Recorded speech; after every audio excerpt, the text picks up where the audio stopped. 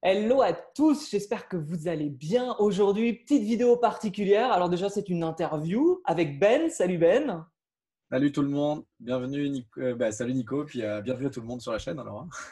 C'est vrai que là, on fait une interview à deux, interposée via la technologie parce qu'en l'occurrence, c'est dans une période un peu particulière. Donc, ça nous donne du temps aussi de profiter pour ça. Donc, forcément, là, si vous regardez peut-être 2 ans plus tard, on était dans la période du coronavirus. Vous devez vous en souvenir, vous le vivez actuellement.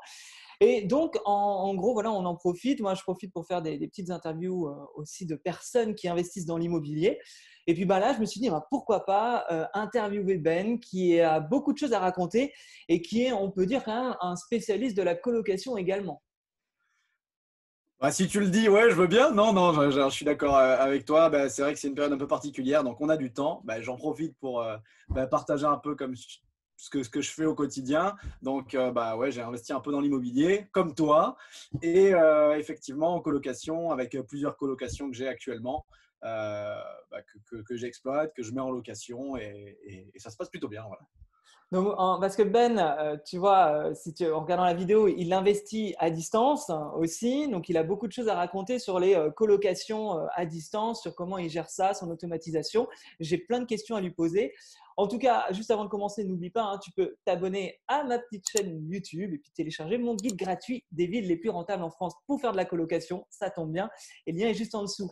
Et donc, du coup, Ben, est-ce que tu peux m'expliquer, toi, comment t'es tombé dans l'immobilier au début? Alors, écoute, ouais, je vais te répondre à ça. Bah, moi, je suis tombé un peu par hasard dans l'IMO.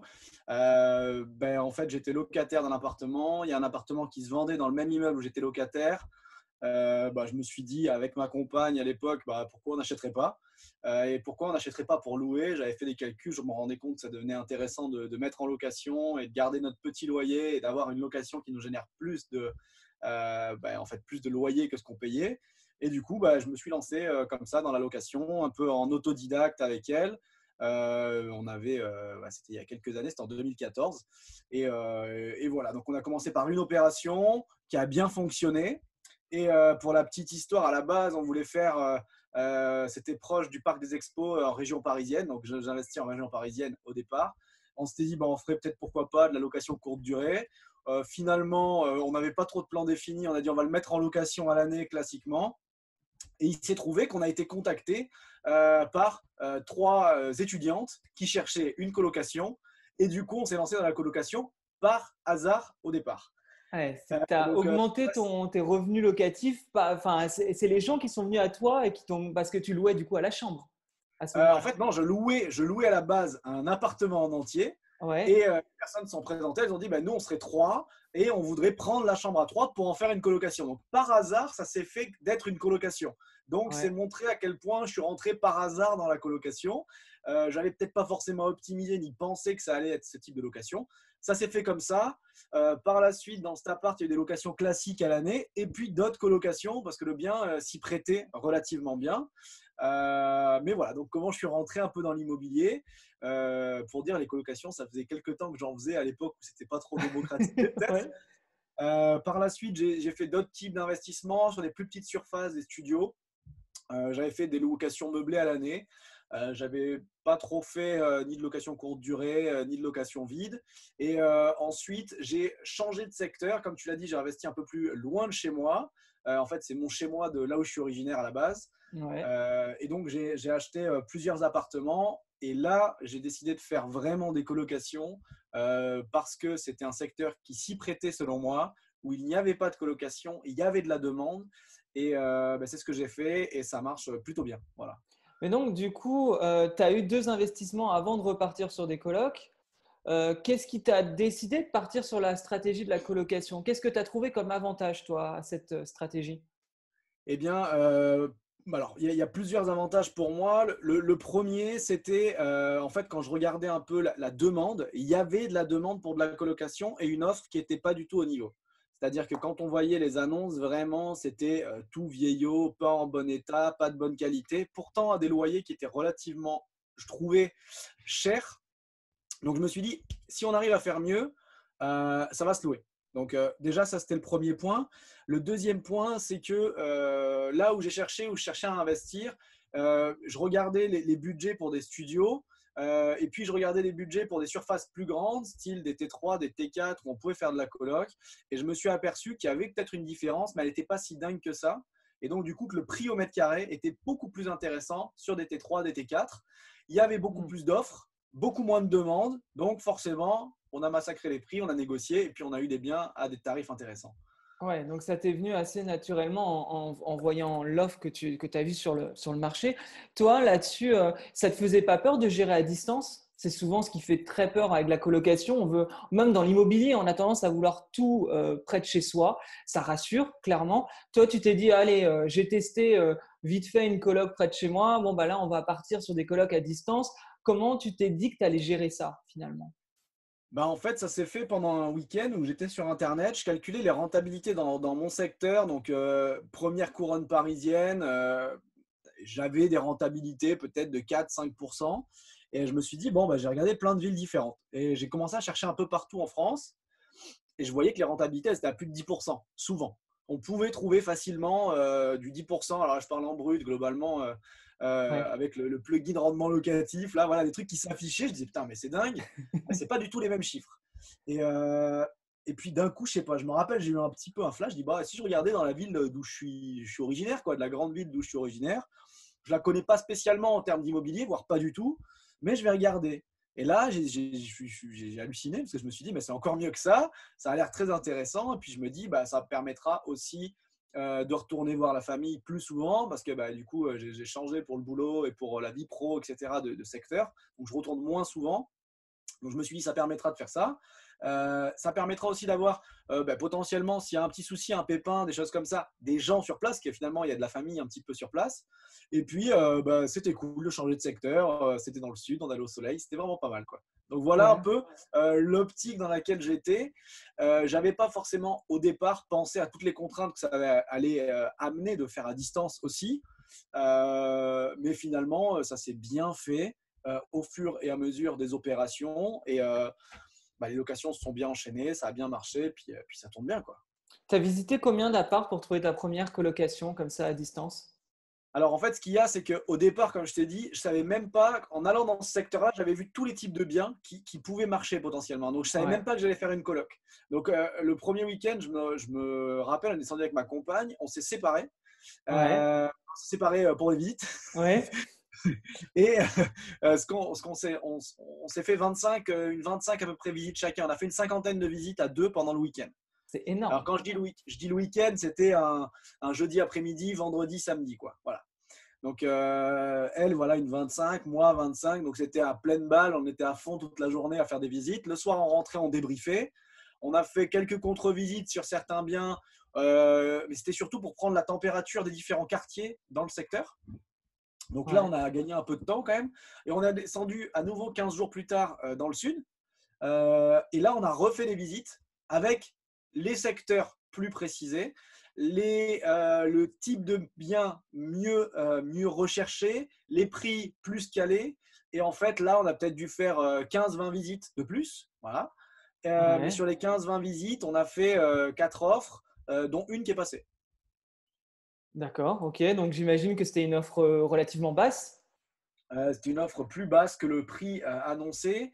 En fait, on a fait une visite dans cet immeuble. On a appris qu'il y avait un autre appartement à vendre dans cet immeuble. Donc, on y est allé l'après-midi.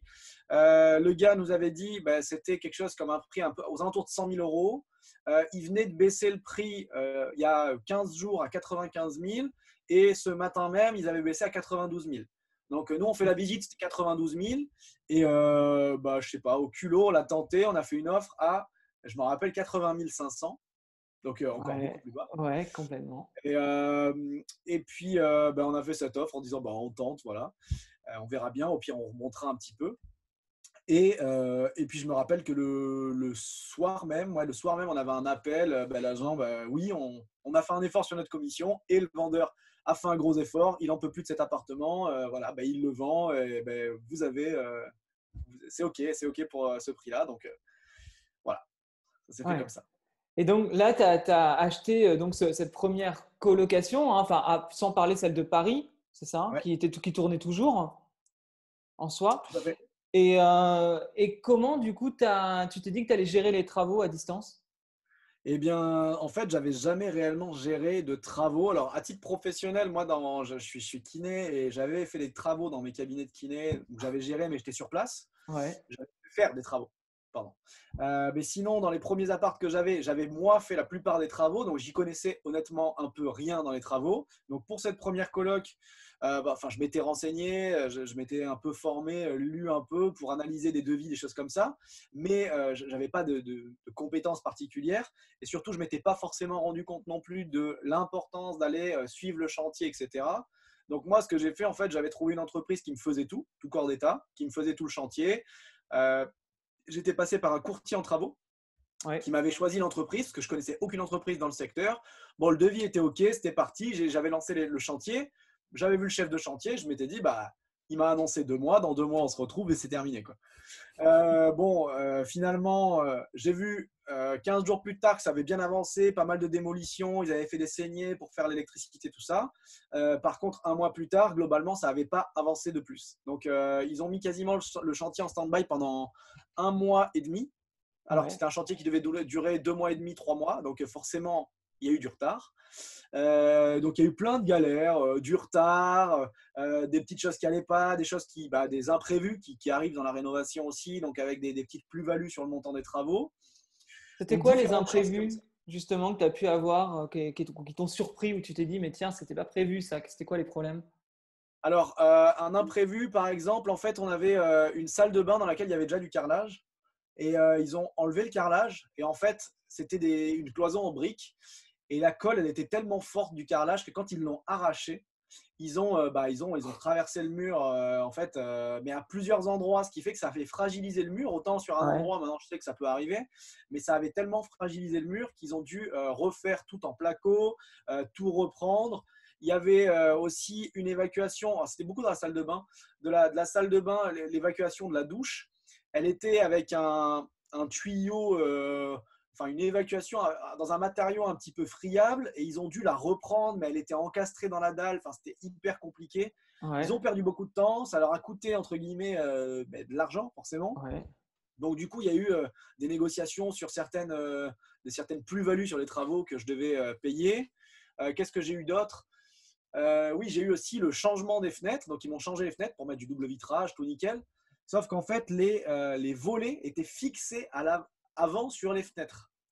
Ouais. Et donc, c'était une armature bois. Donc, à refixer les volets sur les fenêtres en PVC, c'était pas faisable en fait. Et Ouais. donc, du coup, on s'est retrouvé dans une situation, on n'avait pas prévu ça.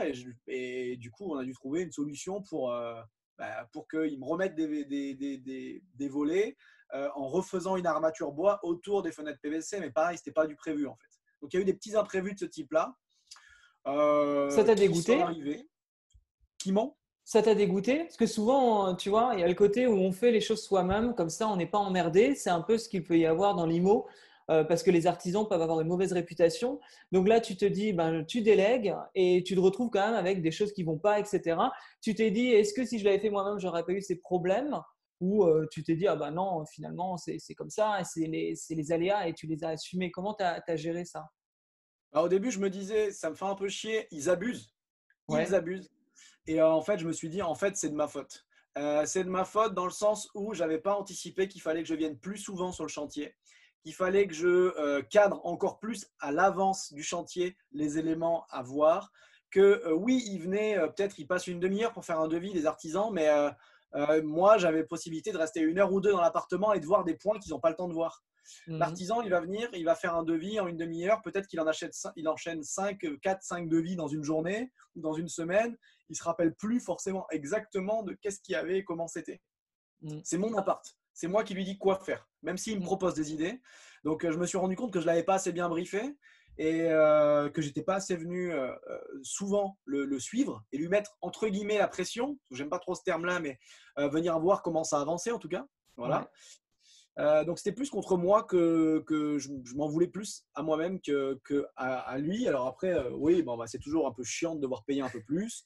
Ouais. Mais finalement, bon, j'avais un peu d'argent de côté. Le crédit, on avait prévu de prendre un peu plus une marge de sécurité au niveau des travaux. Donc on s'en est quand même bien sorti. Et finalement, Quand on est dedans, on se rend compte qu'il y a un mois de retard, un mois et demi de retard sur les travaux. On dit c'est vraiment pénible. Là, ça fait 1 an et demi qui tourne. J'en ai strictement rien à faire, quoi. Ouais. Parce que ça a bien marché et qu'on n'est pas un mois dans l'immobilier, quoi. On n'est pas un mois près dans Non. l'immobilier. On n'est Non, pas non, un mois. totalement. Et puis, enfin, entre nous, enfin, les retards d'un mois et demi, ça va, hein. C'est pas non plus. Ça peut être beaucoup plus. Il peut y avoir des problèmes plus importants. Il peut y avoir des problèmes qui peuvent, je sais pas, tu sais, avec la copropriété, un souci enfin, je te parle de colonne électrique. Enfin, c'est quelque chose que j'ai connu. Ça peut vite être un problème plus gros. Donc, finalement, un mois de retard, c'est pas très grave. Et Non, c'est ça. donc, au final, tu as fait cette première coloc. Ça a bien fonctionné. Donc, tu as compris en tout cas les erreurs d'aller peut-être plus souvent sur le chantier, de mieux checker tes apparts avant de les mettre en travaux. Et ensuite, tu l'as mis en location. Ça a bien marché? Ouais, ça a bien marché. J'avais fait faire des photos. Enfin, j'avais fait moi-même des photos. J'avais fait faire par mon père qui avait un bel appareil, qui faisait de jolies photos. On a fait les photos, j'ai mis l'annonce. Première visite, ils l'ont pris en fait. Première visite, ils l'ont Ah oui. pris. Deux jeunes, deux amis, un gars et une nana qui cherchaient une coloc. Ils étaient jeunes actifs tous les deux, un en alternance et l'autre qui travaillait déjà. Et ils ont pris l'appart et puis ça a roulé, quoi. Ouais, d'accord. Et là-dessus, tu t'es tout de suite dit, bon, bah, j'enchaîne sur d'autres colocs ou pas? Ou c'était un peu un essai comme ça et tu t'es dit, je vais diversifier mes stratégies? En fait, en même temps que je finissais ce bien, qui a pris du retard, j'avais signé pour 3 autres biens déjà, un compromis. Ouais, ok. Un compromis ou offre d'achat en attente de compromis. Donc, j'étais déjà parti dans cette optique-là. Et voyant que ça marchait bien, ça m'a encore plus donné l'envie de le faire Hmm. et de maximiser des choses. Donc, j'avais d'autres projets en même temps, dans la même ville ou dans le même secteur à peu près, qui étaient peut-être encore plus rentables parce que j'avais vu ce qui marchait, mais j'ai optimisé encore. Et du coup, j'avais plusieurs projets en même temps. Et ce qui m'a permis d'en faire plusieurs à la fois, quoi. Est-ce que justement, tu as profité d'être à distance pour en gros aller checker les travaux et en même temps visiter d'autres biens? Du coup, de Ah faire un ouais, peu d'une pierre deux coups. indispensable, indispensable. Alors après, au départ, je m'étais dit, quand je descends, je vais en profiter, je vais voir la famille, tout ça. En fait, je passais du temps à faire de l'IMO uniquement. C'est-à-dire que, voilà, une petite chose que j'ai mis en place, par exemple, c'est de ne pas arriver le week-end, parce que le week-end, on ne peut pas faire de visite. Ouais, Donc, partir le week-end pour se dire je vais faire des visites, vous allez en faire peut-être le samedi matin et peut-être le samedi après-midi éventuellement. Le dimanche, à part les conseillers indépendants et certains particuliers, vous aurez quelques visites et c'est terminé, vous n'aurez rien fait du tout. Donc, ouais, j'avais le parti pris de partir par exemple le mercredi soir ou le jeudi. Donc, moi, j'avais la possibilité avec mon boulot de me libérer un peu comme je voulais, ma compagne aussi. On partait à ce moment-là. Comme ça, on avait le jeudi, le vendredi ou au moins tout le vendredi pour faire des visites, checker les chantiers, faire le tour avec les artisans, planifier, de faire des devis pour des nouveaux apparts qu'on était en cours de financement, etc., etc. Et accessoirement, de voir la famille, de voir les amis, etc. Du coin. Mais c'était surtout pour de l'IMO, c'était des journées assez intenses, assez chargées parce que il y avait beaucoup de choses à faire. totalement. Mais tu vois, c'est très intéressant ce que tu dis parce que beaucoup de personnes ont la peur comme ça d'investir à distance, mais il y a moyen de vraiment automatiser et en fait, gagner du temps. C'est-à-dire qu'effectivement, quand on a mis le pied dedans avec un appart, après, c'est assez simple d'aller faire un tour, checker les travaux et visiter d'autres apparts. Tout à Et fait. c'est vraiment quelque chose que j'avais aussi fait, bon, parce que c'est à distance aussi. Et j'ai même fait, je me souviens que quand je faisais la décoration des biens, j'allais sur place et du coup, je faisais un max de visites parce que je pouvais dormir en plus dans l'appart. Donc, je testais l'appart qu'elle est mis en location et je visitais en même temps. Et souvent, ça me permettait de retrouver un autre appart et de refaire le même schéma. C'est un peu le côté on essaye, ça fonctionne, on duplique. Et je Ouais, pense que tu exactement. as un petit peu fait ça en allant même très vite parce que toi, tu as dupliqué non pas une fois, mais trois d'un coup après ton premier, quoi. Le fait Ouais. de partir sur plusieurs appartements comme ça, en partant, tu vois, sur trois apparts d'un coup, est-ce que tu n'as pas eu peur de faire plusieurs opérations? Comment tu as géré ça? C'est-à-dire que tu as trouvé des opportunités, tu t'es pas posé de questions, tu y es allé, il n'y avait rien qui te retenait, ou à un moment donné, tu t'es dit, mais le banquier il va refuser, je ne vais pas signer trois compromis d'un coup. Comment tu as réussi à te dépatouiller en fait de cette situation? Alors, il y a deux choses. Oui, je me disais que le banquier, il n'allait pas accepter, première chose. Et numéro deux, je me disais, c'est pas possible que ça marche si facilement, entre guillemets. C'est pas possible que ça soit si simple de trouver des apparts et de les rénover et de les mettre en location. Ça me semble dingue, entre guillemets, que personne n'y ait pensé avant. Donc, j'avais ces deux idées-là. Malgré tout, bah, j'ai un peu foncé. J'avoue que en fait, quand j'ai commencé le premier appart, je m'étais fait racheter tous mes crédits par une nouvelle banque. Et donc, du coup, bah, un mois plus tard, j'avais trouvé ce premier appart. Donc, je m'étais dit, putain, je leur ai déjà demandé de me racheter les crédits. Je ne vais pas abuser à leur demander un crédit. Et c'est là où, en fait, bah, il faut arrêter d'avoir des idées comme ça. Il faut les Mhm. mettre de côté. Mais au début, quand on y est dedans, j'ai beau le dire maintenant, c'est évident. Euh, Bah, au départ, je ne me disais pas ça. Donc, je suis allé un peu à reculons pour présenter le projet. Ils ont dit, ah, bah, super, ouais, bah, c'est bien, vous avez fait racheter les crédits. Si on peut vous en faire un autre, on vous le fait. Donc, un. Et, euh, et un mois plus tard, j'y retourne. Ah, mais vous avez encore un nouveau projet? Ouais, bah, il a fini l'autre? Non, il est en travaux. Ok, bah, super. Ok, bah, on y va. Deux. Encore un. Ouais, ouais, Ensuite, ils ont dit, bah, peut-être il faudra faire un peu une pause. Enfin, voyez, quoi, finissez les autres projets, etc. Moi, j'ai continué quand même. Et je suis revenu avec le dossier et je leur ai dit, bah, vous avez financé les autres, financez celui-là. Vous voyez, les premiers sont en location maintenant, et 4, et 5, et 6. Et là, ça a commencé un peu à coincer parce que c'est vrai qu'ils en ont financé beaucoup dans la même année, quoi. ouais. Donc là, je me suis dit, OK, on ne va pas les froisser, on ne va pas se vexer avec. Ça marche bien. Bah, je vais aller voir une autre banque, puis je fais la même chose. Et du coup, je suis allé voir une autre banque qui a compris. Alors, je ne dis pas que c'était aussi simple que ça, hein. J'ai fait plusieurs banques qui n'ont rien compris jusqu'à trouver Ouais. une banque qui a compris. Ben, je lui ai fait financer un premier projet. Donc là, c'était autre chose. C'était plus une coloc, c'était un immeuble, pour le coup, avec 6 appartements. Et puis, un mois plus tard, j'avais un autre bien. Et je me suis dit, ben, je vais voir qui. Est-ce que je peux vraiment lui faire refinancer alors qu'elle m'a financé un gros projet? Je suis allé la revoir. J'ai dit, j'ai ça. Elle m'a dit, OK. Et puis, encore 2 mois plus tard, je suis retourné la voir. J'ai dit, ben, j'ai celui-là. Bon, ben, OK, mais c'est le dernier. Voilà. Et puis, la prochaine fois, ben, on verra, quoi. Mais Ouais, ouais. j'ai la première banque, j'ai cette deuxième banque qui me comprend. Et peut-être, j'aurai une troisième banque, une quatrième, une cinquième, quoi. Je me mets plus de limites. Donc, ça, Hmm. c'est la Donc, première chose avec la banque, plus de limites. c'est une croyance finalement que tu t'es débloqué. Tu t'es dit j'y vais et puis on verra. Et en fait, tu as fait et puis tu as avisé sur ce qu'on te disait, quoi. Exactement. Et puis même là encore, j'ai eu ça ben, cette semaine parce que j'avais fait des offres, enfin des visites, oui, et des offres aussi, récemment, là, il y a une quinzaine de jours, là, juste avant le confinement. Et ce qui s'est passé, c'est que j'avais fait une offre assez basse pour un bien. Donc, il était à 530. Moi, j'ai fait une offre à 400 pour donner un ordre d'idée. Ouais. Et j'ai eu une contre-proposition à 480. Donc, la personne a quand même baissé de 50 sur une offre. Donc, je trouve ça sympa. Et donc, je me disais, bah, je peux remonter un peu, mais il va falloir que je trouve un financement, ça va être compliqué derrière. Et je me suis déjà dit, c'est compliqué. Et là, je me suis toujours de suite repris, j'ai dit, arrête de te dire c'est compliqué, éventuellement, fais-le, et tu verras après si c'est vraiment compliqué. Ça Hmm. le sera. Dans tous les cas, ça le sera. Il n'y aura pas de simplicité, mais te mets pas déjà cette barrière dans la tête. Hmm. Voilà. Ouais. Et tu vois, là, je pense qu'il y a certaines personnes qui te regardent et qui se disent, non, mais il a enchaîné les biens, donc les biens étaient rentables, hein, parce que bon, on peut parler peut-être un peu chiffre, mais j'imagine qu'on est sur du 10% de renta, sur des bonnes rentabilités, on est sur de la colocation, donc tu n'as pas acheté des biens à 2% de renta. Comment finalement tu as pu trouver plusieurs biens comme ça? Quels ont été peut-être tes critères de recherche? Est-ce que tu as réussi à bien négocier? Est-ce que le marché était, tu sais, on peut dire ce qu'on veut, mais tu sais, des fois, le marché, il est plus simple que d'autres, même qu'à une période qu'une autre. Est-ce que toi, qu'est-ce qui fait que tu as pu les enchaîner? Alors que certains galèrent à trouver des biens locatifs rentables durant 6 mois, un an. Bah, globalement, je dirais que c'est la sélection à la base des biens. Je perdais peu de temps. Quand je visitais, quasiment, je faisais une offre après.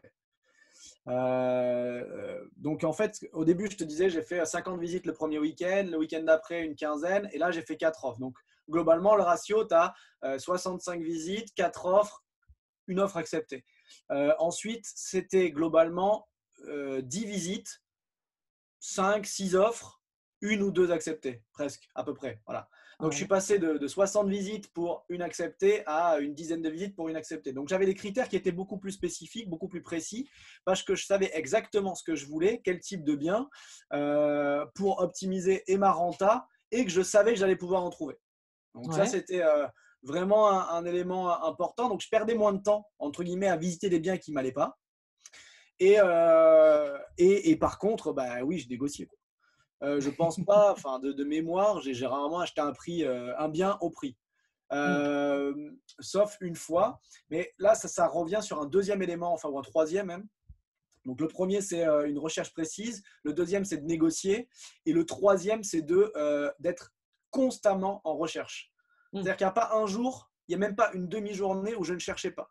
Et c'est ce qui m'a permis de trouver un moment un bien. Peut-être ça faisait 2 mois qu'il n'y avait plus de biens sur le marché qui me convenaient. On avait fait des visites, ça n'allait pas. Euh, et puis un jour, par hasard, je me connecte, je me prends mes critères de recherche habituels, boum, et il y a un appart. Le prix des biens, globalement, il devait être aux alentours de 90-95 000 euros pour ce type de bien-là. Et cet Ouais. appartement était à 68 000. C'était impossible. Impossible. Je ne comprenais pas comment c'était possible. Si bien que j'ai harcelé tout le monde pour l'avoir, c'est-à-dire l'agent immobilier qui a été mentionné sur l'adresse, euh, l'agence directement. Enfin, j'ai appelé tout mon réseau que je connaissais pour avoir l'agent immobilier et j'ai Ouais. fait l'offre. Je connaissais le bien, le type de bien, le secteur, offre sans visiter. Et c'est Ouais. passé parce que je l'ai eu direct. Donc ça veut dire que si je n'avais pas été là ce jour-là, à cette heure-là, à chercher le bien, il me serait passé et je ne l'aurais jamais eu. Donc c'est d'être constant dans ses recherches, constant et déterminé dans ses recherches. Toi, du coup, tes critères, c'était quoi? C'est une grande surface? C'était quoi tes critères? Peut-être ce qui était une obligation pour toi dans ta recherche de colocation et ce qui était rédhibitoire. Alors, rédhibitoire, je m'en suis rendu compte. Je trouve que des colocations à deux, si on peut appeler ça une colocation à deux personnes, donc un T3, c'est pas forcément une colocation déjà. Donc, Mhm. c'est au-delà des T3. Donc, ben, je cherche à partir du T3 ou notre T3 transformable en T4, par exemple. Donc, des deux Ouais. chambres, on peut créer une chambre, une troisième chambre. T4, T5, T6 et plus. Globalement, c'est ça. Et je cherche plutôt un prix au mètre carré de bien plutôt qu'un prix global de budget. D'accord, ok. Donc pour acheter sous le Euh, prix du marché, dans tous les cas, c'est ça. et t'y retrouver, quoi, avec les travaux, et ce qui va Ouais, avec. exactement. Parce que j'essaye d'avoir un prix d'achat qui soit en dessous d'un prix bas du marché, vraiment. Donc pour acheter en dessous du prix du marché, parce que déjà je sais que je vais faire des rénovations et des travaux, donc ça va augmenter mon prix au mètre carré. Donc Ouais. je ne veux pas dépasser avec les travaux le prix moyen du mètre carré dans le secteur. Sauf que moi, il sera rénové, on va dire, entre guillemets, haut de gamme. C'est-à-dire avec toutes les dernières, on va dire, prestations qu'on peut mettre maintenant actuellement dans des appartements. Et, euh, et du coup, même si, je sais pas, moi, la coloc ne marche plus, j'ai toujours un peu, entre guillemets, une peur de me dire à un moment donné, peut-être ça ne marchera pas, ou il faut que je change, ou quoi que ce soit, ou il faut que, même que je revende. Hmm. Si j'ai une colocation, que c'est que accès colocation, je pourrais revendre à un investisseur qui voudra faire une colocation. Si j'ai un bien qui est vendable à monsieur et madame tout le monde, tel couple, une famille, etc., ça sera beaucoup plus simple. Donc j'essaye toujours d'imaginer ce scénario-là et si jamais j'avais une galère, un problème ou quoi que ce soit, bah, que je puisse le revendre assez vite en ayant un prix correct en fait et pas perdre d'argent. Oui, ouais, d'accord. Ok. Et est-ce que tu as des critères, par exemple, il y a souvent la question entre les charges, tu sais, comment on appelle ça? Tout ce qui est charge avec l'immeuble, euh, donc pour le chauffage, l'électricité, est-ce que tu vas chercher un syndic bénévole, un syndic professionnel? Est-ce qu'il y a des choses comme ça qui sont pour toi importantes? Ou finalement, dès qu'il y a de la rentabilité, bah, tu t'en fous un peu des conditions de l'immeuble parce qu'on se rend compte que tu peux te retrouver dans un immeuble où tu auras un syndic professionnel, les charges vont être très élevées de par les charges du syndic, mais aussi de par le chauffage collectif, par exemple, et puis d'autres appartements, tu sais, ça va être des petits immeubles. Tu auras vraiment quasi rien au niveau du syndic, et puis chacun paiera ses charges. Est-ce que toi, il y a comme ça des choses qui te font peur ou qui t'aident à aller sur un projet? Alors, il y a une chose que j'aimerais pas spécialement avoir, mais ça existe peu. C'est des immeubles avec des grands jardins, des parties communes, style jardin extérieur, avec un gardien. Voilà. Parce que forcément, je dis gardien, un concierge en fait dans l'immeuble. Ouais, ouais, Ça, c'est très bien à Paris, dans des grandes villes. Ça rend vraiment de bons services, c'est super. ouais. Je pense qu'en tant qu'habitant, c'est super aussi. Mais en tant qu'investisseur, non, ça ne le fait pas parce que ça va coûter cher pour pas grand-chose. En fait, c'est un service supplémentaire qu'on va donner à nos locataires, mais qui n'est pas valorisable dans le loyer. Mm, tout à Et fait. donc ça, je trouve ça un peu difficile. Après, si je m'étais fixé des critères, je veux qu'un syndic bénévole, pas le chauffage collectif, l'eau chaude, l'eau froide, nanana, et j'aurais rien fait. Donc moi, Ouais, je vois de la rentabilité, on avance, et puis voilà quoi. Le syndic, c'est vous à changer, hein. tout à fait. Même vous achetez un syndic bénévole, 3 ans plus tard, il peut devenir professionnel, hein. Donc même l'année d'après. Donc oui, c'est vrai que c'est bien si vous avez du syndic bénévole. L'idéal, même, moi je le dis, hein, j'ai un immeuble, moi je suis mon syndic, hein. Même Ouais, plus de c'est ça. syndic, hein, c'est moi qui gère tout, hein. Donc j'ai très peu de charges. Mais c'est pas les mêmes projets. J'aime bien aussi le fait que ce soit un peu carré. Le syndic professionnel, moi j'ai rien contre. Oui, ça coûte plus cher, mais je trouve quand même que ça a un côté un peu plus carré. Juridiquement, c'est plus solide. Bon, je dis pas que c'est mieux ou moins bien, mais honnêtement, moi c'est de la rentabilité, quoi. Et Ouais, qui bah, est, c'est qui est ça. l'eau chaude, l'eau froide, le chauffage ou pas, c'est pas quelque chose qui est dramatique pour moi. C'est vrai que j'ai déjà vu des gens qui disent oh là là, s'il y a plus de 100 euros de charge par mois, il faut pas y aller, etc. Ouais, si ça marche quoi, hein. Moi, j'achète un bien, s'il est à 50% du prix du marché et qu'il y a 100 euros de charge ou 200 euros de charge par mois, je l'achète quand même, hein. Hmm. Tu sais que tu t'y retrouveras de toute façon financièrement par la suite. Tu sais que tu pourras le revendre aussi parce que tu l'as acheté sous le prix du marché et qu'il est bon. Donc, mais c'est vrai que c'est intéressant souvent cette partie-là parce qu'on a tendance. Enfin, c'est des questions en fait qui se posent et souvent quand les personnes commencent à investir, c'est des détails en fait et les gens peuvent vite avoir peur. Il y a beaucoup de charges, qu'est-ce que je fais? Il y a un syndic bénévole, qu'est-ce que ça veut dire? Et en fait, bah, on peut se rendre compte que c'est un questionnement au quotidien quand on investit. Au début, tu vois, moi j'avais très peur des syndics professionnels. Et finalement, moi, je me suis rendu compte que ce n'était pas si grave non plus et qu'une fois qu'on avait la rentabilité, ben, ça fonctionnait. Et par contre, pour les charges, pour l'instant, je suis que sur. Non, enfin, j'ai pas de charge collective. Mais j'ai remarqué que potentiellement, mes colocations coûtent aussi cher avec l'électricité que si c'était des charges collectives. Donc, l'un dans l'autre, finalement, on s'y retrouve. Et puis, si on perd d'un côté, on peut gagner de l'autre et réciproquement. Mais j'étais curieux Ouais, d'avoir ton et avis. puis un petit truc, si on parle de colocation, alors il y a des endroits où on a une répartition, bah, on va rentrer un peu dans le détail éventuellement, mais tu peux avoir une répartition de charges qui se fait en fonction de ta consommation. Donc, ou alors tu peux l'avoir en fonction de tes tantièmes de détention de propriété. Euh, Moi, honnêtement, en colocation, vu que j'ai peut-être 3 ou 4 personnes dans un appartement qui vont consommer 3 ou 4 adultes, euh, je pense que je vais y gagner au contraire à Ouais, avoir des répartitions de. Alors, le chauffage, c'est un peu différent, mais surtout d'eau, ouais. d'eau chaude, d'eau froide, au tantième, plutôt qu'avoir une répartition à la consommation réelle. Mais parce que, en fait, moi, je pense que mon appartement, il va consommer plus qu'un appartement d'une personne toute seule qui aurait gardé son grand appartement et qui va payer pour la même surface, en fait. Mm. Donc, voilà, même ça, c'est peut-être un truc à réfléchir, quoi.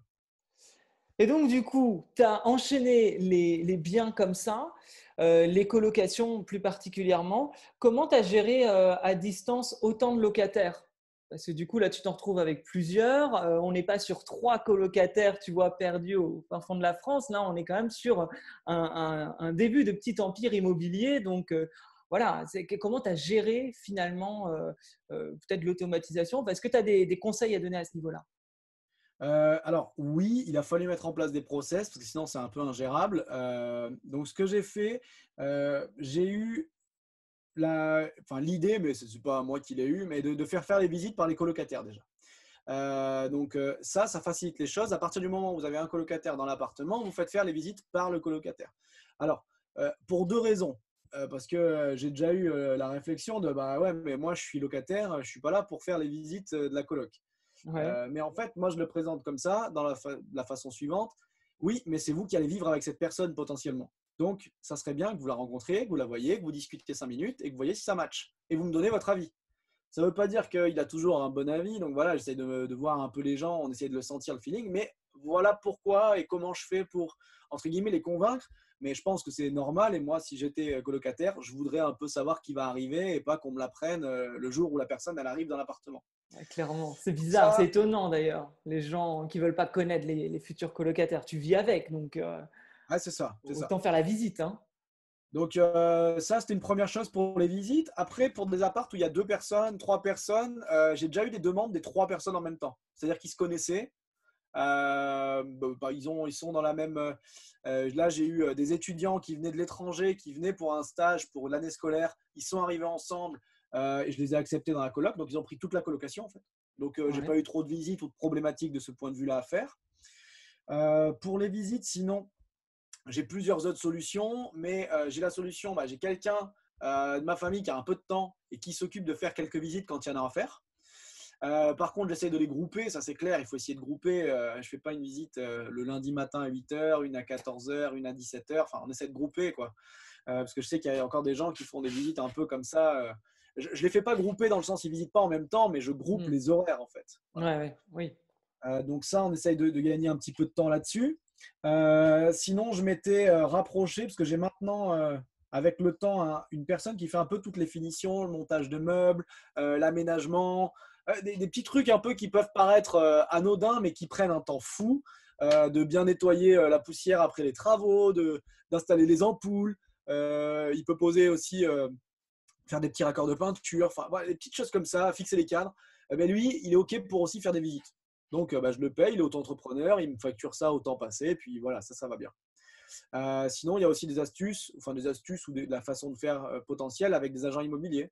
Un agent immobilier peut faire une visite du bien immobilier. Vous ne lui confiez pas forcément la gestion derrière, vous ne lui faites pas faire l'état des lieux, etc. Mais vous pouvez lui faire la visite, il va donner les clés ou des choses comme ça, et ça, c'est possible. Et ce que j'ai déjà fait aussi, c'est avec une voisine. Une voisine Hmm. avec qui Ah je ouais. m'étais bien entendu. J'avais laissé les clés en disant moi, je ne suis pas là pendant un mois, je vais peut-être avoir des visites. Est-ce que vous pouvez potentiellement faire les visites s'il y a des gens qui viennent? C'était une dame retraitée, elle avait du temps, ça ne la dérangeait pas, et elle a OK. Ouais, ouais, ouais, totalement. Et là, je rebondis un peu sur la personne, un peu, enfin, comme tu disais, enfin, je sais pas comment on peut dire, mais peut-être l'homme à tout faire, un homme à tout faire. C'est souvent comme ça que je peux les nommer, ça n'a rien de péjoratif. Mais effectivement, j'ai aussi comme ça dans mon secteur un mec qui est entrepreneur. Et enfin, il a bossé à Ikea pendant 10 ans. Donc, pour le montage des meubles, ben, il te monte 4 chambres en une demi-journée, à savoir les lits, armoires, etc. Donc c'est absolument, absolument génial. C'est un gain de temps phénoménal. Et effectivement, lui, il propose du coup, il est en train de développer en gros son activité sur faire des visites, il peut. Les états des lieux, il propose aussi. Maintenant, il s'est même associé avec un mec pour tout ce qui est livraison, montage de cuisine. Enfin, et je trouve ça top parce que potentiellement sur le bon coin, c'est vrai qu'il y a plein de personnes comme ça qui deviennent auto-entrepreneurs et qui peuvent résoudre et faciliter en fait la vie des investisseurs. Et donc en fait à tous les gens en fait qui ont peur d'investir à l'étranger, pas à l'étranger non plus, mais à distance en France, c'est intéressant de se dire qu'on n'est pas seul et que tu vois, tu l'as bien montré, tu as plein de solutions, tu trouves les solutions, tu n'es pas seul au monde. Et finalement, ça fonctionne. Et là, au final, ça te fait combien de colocations dans ce secteur-là? J'en ai une huitième là, qui a fini, là, donc j'en ai huit. Ouais, huit. Ouais, donc, et puis d'ailleurs, là, en gros, tu es un peu ton propre concurrent en termes Ouais, alors de... ouais, tu dis ça en rigolant, mais c'est marrant parce que des fois, je reçois des mails de personnes qui recherchent et ils n'ont pas forcément fait gaffe sur le bon coin ou sur des sites. Et ils me contactent une fois pour une coloc, une autre, une autre, une autre. Et puis finalement, je leur dis, mais c'est pour laquelle que vous êtes intéressé. Donc ça, c'est assez rigolo. Ou même des fois, bon, euh, je choisis dans laquelle je vais les mettre de coloc. Hmm. Parce que je vais avoir de la place plus là, ou parce que je leur explique, ben voilà, il y a tel profil dans celle-là, il y a tel profil, vous préférez quoi, ou votre boulot il est là-bas, ben j'en ai une autre plus proche de chez vous, ça va mieux vous convenir. Donc oui, je suis un peu mon propre concurrent. En même temps, il y a quand même de la concurrence qui est arrivée sur le marché Comment tu depuis. gères justement la concurrence? Parce que, en fait, la première coloc que tu as pu faire, c'était en quelle année du coup? C'était 2018. Oui, non, mais c'est C'est oui, pas c'est vrai que longtemps. il n'y a pas longtemps. Non. Ah, c'est fou d'ailleurs que tu n'avais pas de concurrence déjà de base. Non, non, en fait, la Ouais, concurrence a été entre guillemets, de bas niveau. Pour moi, elle était vraiment de bas ouais, niveau, quoi. C'était vraiment pas top, quoi. Et ben, comment je gère? Ben, quand je revois les photos de mes apparts de 2018, donc c'était il y a pas si longtemps, hein, on est d'accord, on est en 2020. Hein. ouais, Ouais, 2018, ouais, c'est ça. Ouais, ouais. Et bien, je vois que j'ai déjà amélioré les choses. Au début, je faisais un truc un peu basique. Alors toi, tu es un peu aussi, j'ai vu ce que tu faisais, c'est assez ouf en termes de déco, d'ameublement, etc. C'est top. Et ben, au début, j'étais pas du tout comme toi. Donc, j'aurais été dans le même secteur que ce que tu fais toi comme appart. Bah, tu aurais pris tous mes locataires. Mais moi, il n'y avait personne à ce niveau-là. ouais, Donc, du coup, au fur et à mesure, ça s'est amélioré, ça s'est amélioré, ça s'est amélioré. Donc, quand je revois les anciens apparts, ben, je me dis que maintenant, il faudrait que je leur fasse un coup de neuf, entre guillemets, un coup de mieux. Donc, je m'améliore en augmentant en fait la qualité du bien qu'on va proposer, la ouais. qualité de prestation. Donc, euh, avant, je ne vais pas dire que je m'en foutais un peu de la couleur des murs, etc. Alors déjà, c'est pas moi qui gère ça, c'est ma compagne, parce que c'est son truc plus, Mhm, ouais. mais c'était pas le truc capital pour moi. Il y avait des petits détails que je faisais pas forcément attention et qui maintenant sont beaucoup plus importants. Et j'essaye d'améliorer, d'augmenter le niveau à chaque fois, à chaque fois, à chaque fois, bah, pour pouvoir être dans le top en fait. Ça va de la qualité des photos à des petits détails de décoration, à l'équipement que je propose dans l'appartement. Voilà, pas mal d'idées là que j'ai de nouvelles en discutant avec d'autres investisseurs aussi qui me proposent des idées, avec qui je discute de pourquoi pas leur proposer des options aux colocataires s'ils veulent une télé ou pas, s'ils veulent. Enfin, j'ai plein d'idées comme ça Mhm. et on essaye d'améliorer au fur et à mesure. Mais c'est ce que tu dis au niveau des options et de l'amélioration, c'est que moi, ça m'est arrivé d'avoir des colocataires qui me disent, je veux pas de télé. L'appartement n'était pas fini et je me souviens, j'avais dit, c'était un jeune étudiant, j'avais dit, bon, il y aura une télé et tout. Il me dit, ah non, non, ça prend de la place. Franchement, à la limite, je prends la chambre et puis tu mettras une télé si je pars plus tard. Mais si tu peux éviter de la mettre tout de suite, ça m'arrange. Bon, bah, écoute, en même temps, c'est toi qui vas y être. Au pire, je mettrai une télé plus tard. Effectivement, c'est pas très grave. Mais on se rend compte que oui, les demandes de chacun sont aussi, c'est des demandes très différentes. Dans la colocation où j'ai un baby-foot, dis-toi que, alors bon, lui c'est étonnant parce que c'est encore la même personne. Il m'avait dit, t'as acheté le baby-foot parce que franchement, moi je l'utiliserai pas. Et ça m'avait fait rire. J'avais dit, bon, écoute, là, tu es le premier sur la colocation, mais tu ne seras pas le dernier. Donc, écoute, il y aura un baby-foot. Si tu ne veux pas y jouer, tu n'y joueras pas. Par contre, c'est assez drôle parce qu'entre-temps, lui, c'était le mec et il y a eu deux filles dans la coloc. Et les filles adorent le baby-foot. Et le mec, il veut pas. Bon, résultat, il me semble que depuis, il joue un peu. Mais c'est assez étonnant des fois que les options, bah, ça plaît à certains, ça plaît pas à d'autres, mais globalement, ça reste une valeur ajoutée en règle générale. Parce que si tu dois commencer à écouter tout ce que les locataires te demandent, tu n'en finis pas. Hein. Non, non, je suis d'accord avec toi. Et puis, bah, tu le proposes, c'est comme tu dis, bah, c'est de la valeur ajoutée pour le bien. Le mec, il n'en veut pas, il n'en veut pas, ou la nana, bah, entre guillemets, tant pis. Après, sinon, c'était même des options supplémentaires. Genre, moi, je ne mettais pas de télé dans la chambre parce que je trouve ça un peu. Je trouve ça nul d'avoir une télé dans la chambre. Mais voilà, mais c'est pareil, encore une fois, c'est ma C'est vision toi. des choses. C'est ma Ouais. vision des choses. Et en fait, je me suis rendu compte que ma vision des choses, ce n'était pas la vision de tout le monde. Donc, bah, je vais potentiellement le proposer. S'il en veut une, bah, je leur mets éventuellement, quoi. Donc là, c'est possible aussi de le faire et je pense de s'adapter, de ne pas penser qu'on détient en fait la recette magique qui va fonctionner. Oui, on a une recette qui fonctionne plutôt bien, la coloc, avec des belles prestations, c'est clair, mais on peut toujours s'améliorer et puis j'essaye de m'améliorer au quotidien et de faire mieux à chaque fois, quoi. Ouais, c'est ça. Toi, c'est vrai que tu as un métier, enfin, tu es en profession libérale. Est-ce que ça a joué au niveau du financement, le fait que tu n'aies pas un CDI classique? Alors, ça joue quand on est en profession libérale, oui, parce qu'en fait, il faut avoir quand même une certaine ancienneté. Ils demandent les 3 derniers bilans, de faire la moyenne des 3 derniers bilans de ce qu'on appelle un BNC, bénéfice non commercial.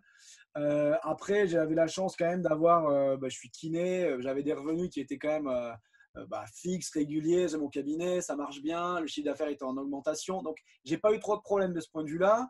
On était deux avec ma compagne, donc ça aide aussi d'être deux profils même si on était deux indépendants aussi, deux libéraux. Ouais. Euh, donc, j'ai pas eu trop de problèmes. Et surtout, en fait, si vous avez un profil libéral de santé, vous êtes un peu adulé par les banques. On aime beaucoup ça, quand la banque aime beaucoup les professionnels libéraux de santé. Pas les professionnels libéraux, mais de santé, ça va bien. Ensuite, ça donne un côté empathique, voilà, on sauve l'humanité, je sais pas, non, ils nous aiment bien.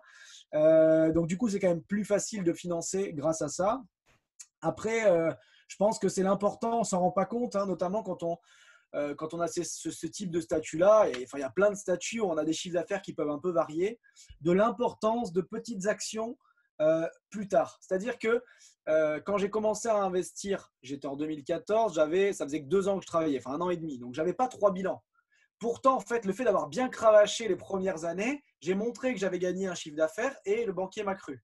Et le banquier, il a bien voulu me suivre. Pareil, donc j'ai acheté le premier bien, j'en ai acheté d'autres, comme je t'ai dit, et je travaillais toujours. J'ai jamais lâché mon boulot. Et j'ai toujours travaillé. Et des fois, bah oui, j'avais peut-être pas envie de bosser autant, voilà, mais j'avais cet objectif en vue de dire, bah, je vais racheter des biens, de l'immobilier. Et en fait, le banquier, même si vous êtes fin 2019, voilà, fin 2019, il va se baser sur vos revenus de 2018, 2017, 2016. Et donc, du coup, c'est pour montrer que c'est un travail à long terme sur ce type de profil. C'est-à-dire qu'en 2016, ouais, putain, j'en ai marre de bosser, c'est la galère. Ouais, voilà, j'ai gagné de l'argent, j'ai bien bossé, mais je ne peux pas encore acheter de biens. Ok, mais plus tard, ça te sert. Plus tard, ça te sert. Et j'ai beaucoup, beaucoup bossé, mais finalement, on ne le regrette pas, quoi.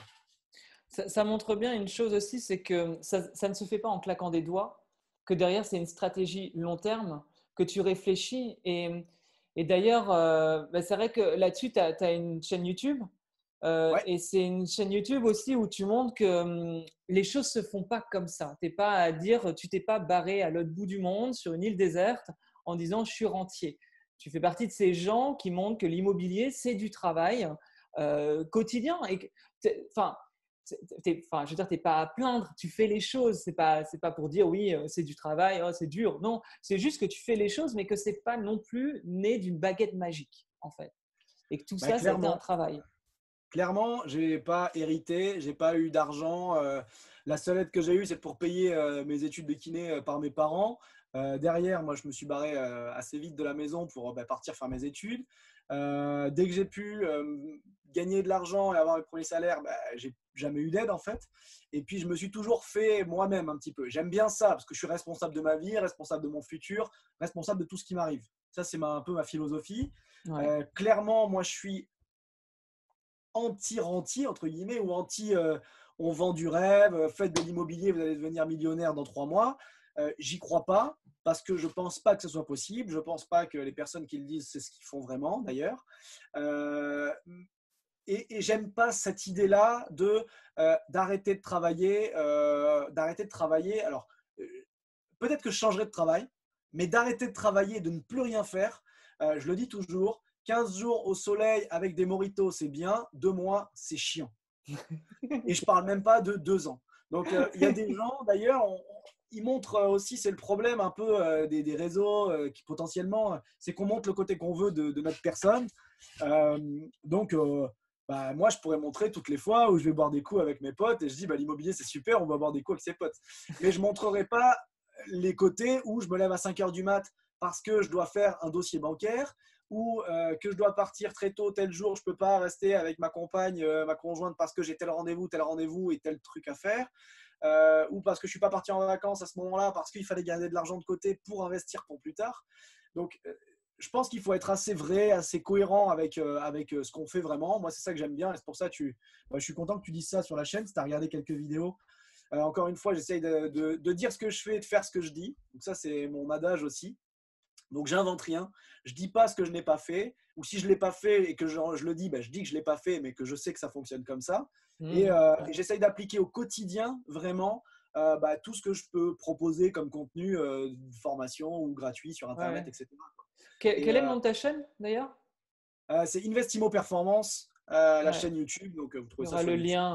lien en dessous de toute façon. Merci bien. Avec un associé à moi qui s'appelle Timothy et qui a lui aussi un parcours assez incroyable. Pareil, un self-made man. Très, très cool.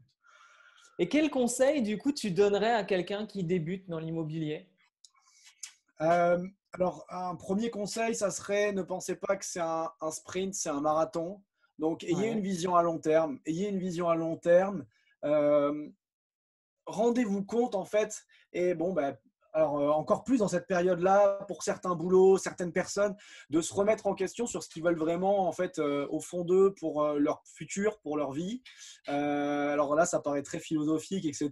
Mais je pense que c'est important de se rendre compte qu'on est un peu dans une course un peu effrénée. On parle souvent de rat race, de la course dans la petite roue. On travaille pour payer ses charges, payer ses dépenses, etc.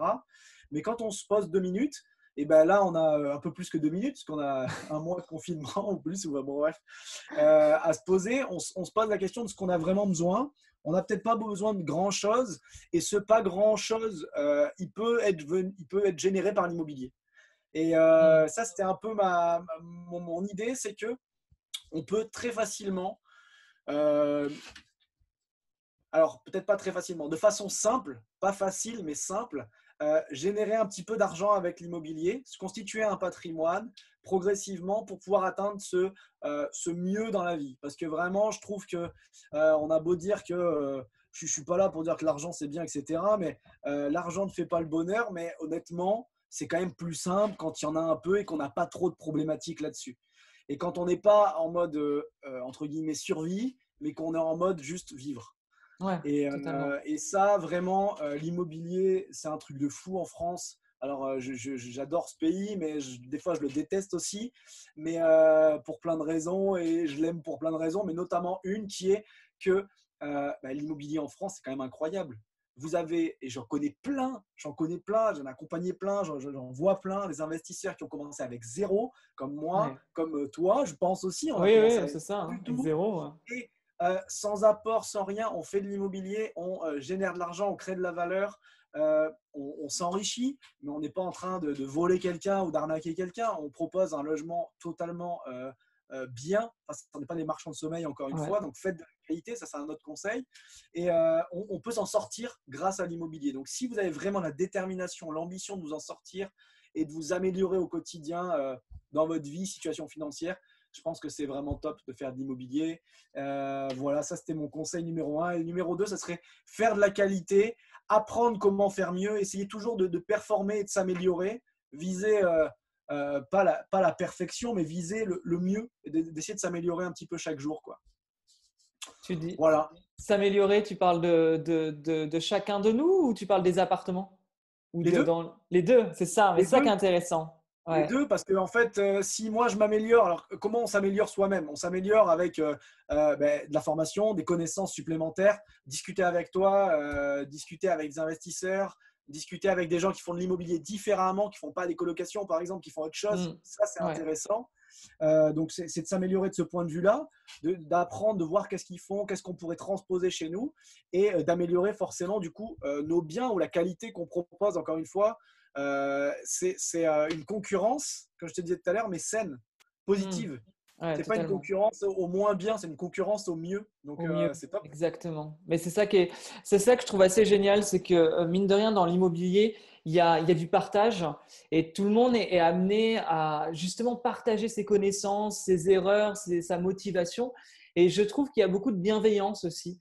Et c'est ça que j'aime dans ce milieu-là. Et les gens, contrairement à des fois en France, on entend souvent les Français, ils se plaignent, c'est compliqué, etc. Eh ben, je trouve que dans le milieu immobilier, au moins, on est là pour aller enfin, d'aller plus haut, en fait. Comme tu le disais.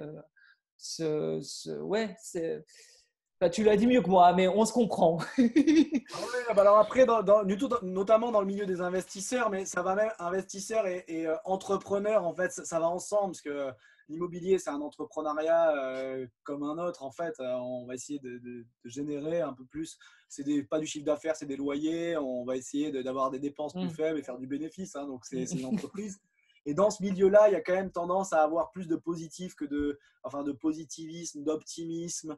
On pourrait même aller vers l'utopisme avec des gens qui ont des visions, des rêves et qui veulent les appliquer coûte que Ouais. coûte. Et je trouve que ça fait du bien exactement comme tu dis. Et puis voilà, moi je finirai l'interview, je serais content parce que j'aurais partagé avec quelqu'un qui est dans le même mood, un peu dans cette même optique, plutôt qu'avec quelqu'un, comme tu dis, un peu qui est Après, je pense que triste. De toute façon, le but, c'est d'inspirer et de partager. Et même une interview, comme on peut faire comme ça, c'est que les personnes qui écoutent, ça leur donne une certaine motivation et des idées. Enfin, toujours pareil, moi, je suis pas. En fait, ceux qui ne sont pas intéressés par mon contenu, je leur dis de ne pas regarder, tout simplement. Par contre, si ça peut apporter ne serait-ce qu'à une personne, moi, c'est le principal. C'est mon expérience que je donne et je sais que toi, tu fais la même chose.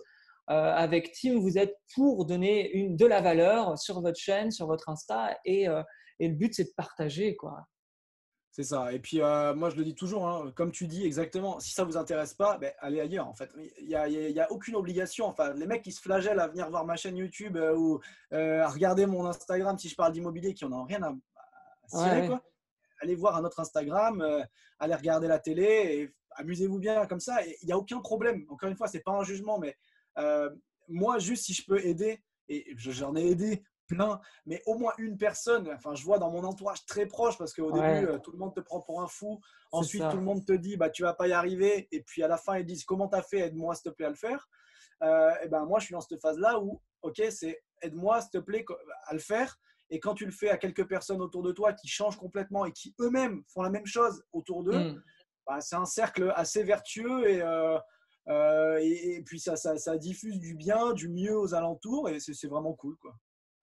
Je crois que là, tu as le mot de la fin. En tout cas, on finit sur quelque chose de très positif. Ben, merci en tout cas d'être intervenu sur ma chaîne YouTube.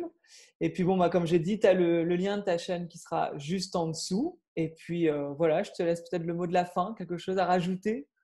Ben, merci pour l'interview. En tout cas, c'était très cool, très bien mené. Puis, ben, pour tous ceux qui regardent cette vidéo, ça paraît peut-être, voilà, on a fait beaucoup de toi aussi de bien. Moi, j'ai plusieurs biens, etc.